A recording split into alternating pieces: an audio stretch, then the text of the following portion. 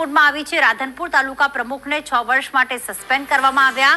હમીરજી ઠાકોરને 6 વર્ષ માટે સસ્પેન્ડ કરતી કોંગ્રેસ। હમીરજી ઠાકોર ગઈકાલે ભાજપમાં જોડાયા હતા। કોંગ્રેસે કરસનજી ઠાકોરને પ્રમુખ બનાવી દીધા છે।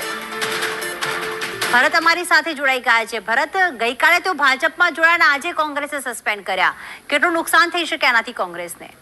ચોક્કસથી પ્રીતિ, પાટણ લોકસભા મત વિસ્તારનો ચૂંટણીનો જંગ ધીરે ધીરે જામી રહ્યો છે અને જંગની સાથે બંને જે ઉમેદવારો છે ભાજપ તેમજ કોંગ્રેસના જે રીતે ચૂંટણી પ્રચાર કરી રહ્યા છે ત્યાં આગળ તોડજોડની રાજનીતિ પણ જોવા મળી રહી છે। ક્યાંક ભાજપની અંદર ભંગાણ જોવા મળે છે તો ક્યાંક કોંગ્રેસ પક્ષની અંદર ભંગાણ જોવા મળે છે। ગઈકાલે રાધનપુર તાલુકાના છેલ્લા 3 ટાઈમથી તાલુકા પ્રમુખ રહી ચૂકેલા વિધાનસભાના પ્રભારી એવા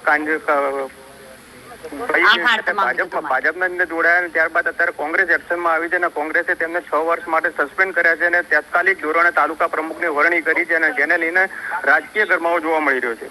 આભાર ભરત તમામ વિગતો માટે।